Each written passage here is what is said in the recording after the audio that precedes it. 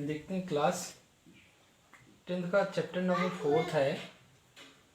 Chapter number 4 क्या है? द्विघात समीकरण। द्विघात समीकरण पढ़ने के पहले हम ये जान लेते हैं कि बहुपद क्या होता है, क्योंकि बहुपद का इसमें रोल है, ठीक है ना। और कोई भी चैप्टर को स्टार्ट होने के पहले उसके जो पीछे जो चैप्टर हम पढ़े होते हैं उसका कुछ न कुछ भाग उसमें रहता है, ठीक है ना। तो सबसे पहले हम बहुपद देख लेते हैं। बहुपद क्या होता है?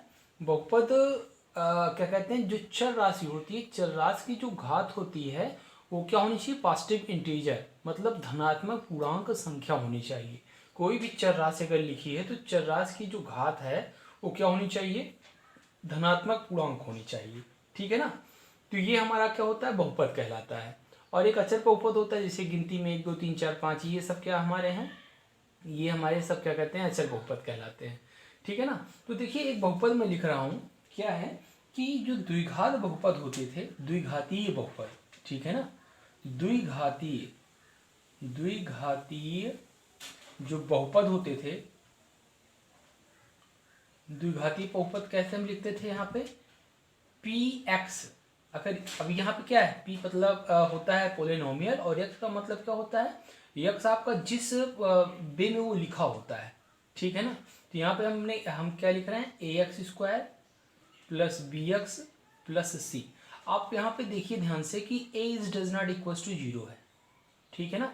और a b c ये क्या है हमारे? ये हमारे वास्तविक संख्याएं हैं, ठीक है ना। वास्तविक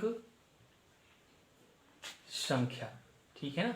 ए बी सी क्या है? हमारी वास्तविक संख्याएं हैं, ठीक है। अब यहाँ पे ध्यान से देखिए कि हमारा द्विघातीय बहुपद कैसे हुआ?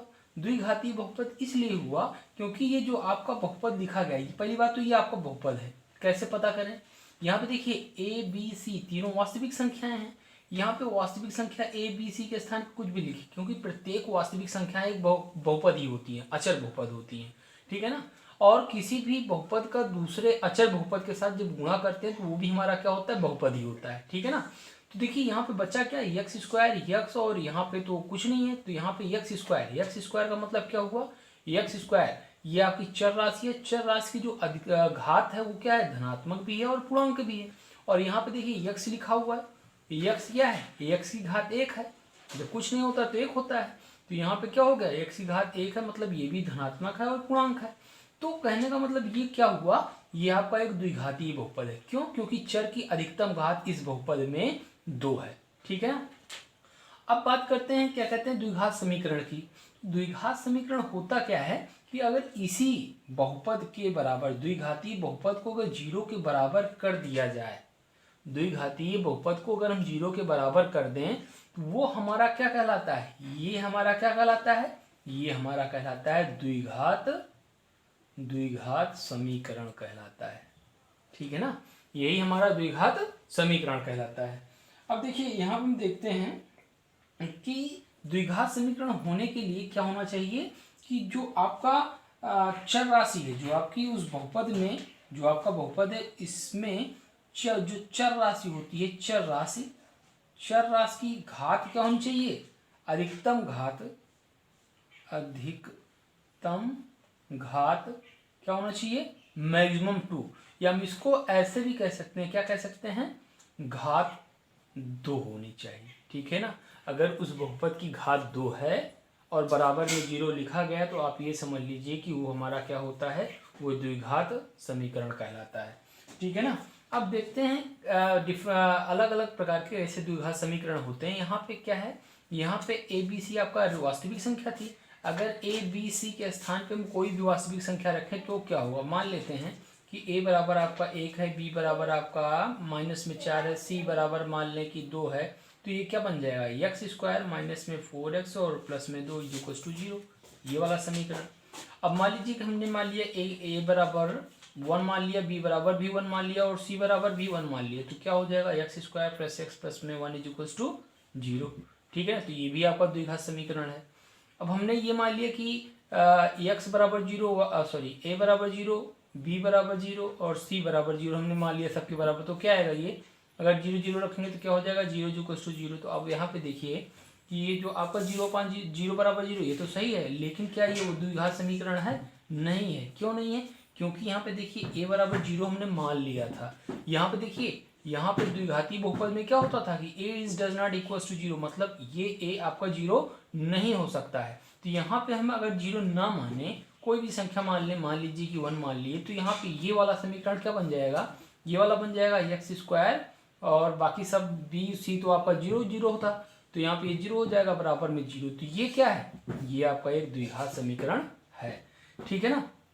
तो ये आपका हो गया इंट्रोडक्शन पार्ट, ठीक है ना, ये इंट्रोडक्शन पार्ट हो गया द्विघात समीकरण का।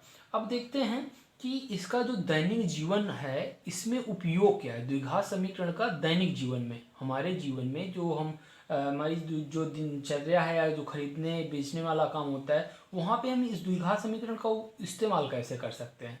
जैसे मान लीजिए कि हमको एक 200 वर्ग मीटर का एरिया खरीदना है, ज़मीन खरीदनी है, ठीक है ना।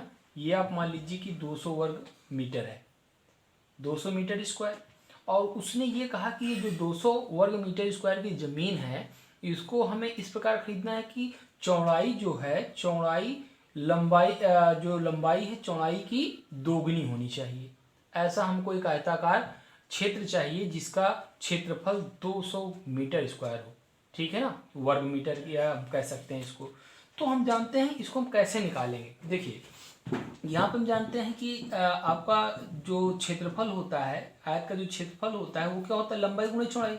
ये आपकी क्या है, ये आपकी लंबाई है, ये आपकी क्या है, ये आपकी चौड़ाई है, ठीक है ना। तो हम जानते हैं लंबाई गुणे चौड़ाई बराबर क्षेत्रफल होता है, तो लंबाई गुणे चौड़ाई पर कितना आएगा, 2x गुणे x बराबर में 200 आना चाहिए, ठीक है ना। अब ये क्या हो जाएगा, 2x स्क्वायर बराबर 200, और यहाँ पे x स्क्वायर बराबर क्या हो जाएगा, 2 उधर जाके भाग में हो जाएगा, तो ये 100 आ जाएगा। अब यहाँ पे देखिए इसका मान क्या आ जाएगा, एक्स स्क्वायर बराबर 100, मतलब x बराबर क्या हो जाएगा, √100। देखिए x का मान क्या आएगा, ±10 आएगा, बट हम इसको केवल और केवल किस में लिखेंगे, प्लस में 10। तो x बराबर आपका क्या हो जाएगा, प्लस में 10। क्यों, क्योंकि जो x बराबर माइनस में 10 आएगा वो जो है माइनस में है, लेकिन हम यहाँ पे x किसको माने हैं, लंबाइयों को, ठीक है ना। ये लंबाई x क्या है, लंबाई है, और लंबाई कभी भी निगेटिव में नहीं होती, 0 हो सकती है लेकिन 0 से कम, मतलब निगेटिव साइड हम नहीं जा सकते, क्योंकि निगेटिव में लंबाई मापी नहीं जा सकती, इसलिए यहाँ पे केवल और केवल पॉजिटिव लिया गया है, ठीक है ना। इसके बाद हम देखते हैं कि एग्जाम्पल लेते हैं। एग्जाम्पल क्या है, यहाँ पे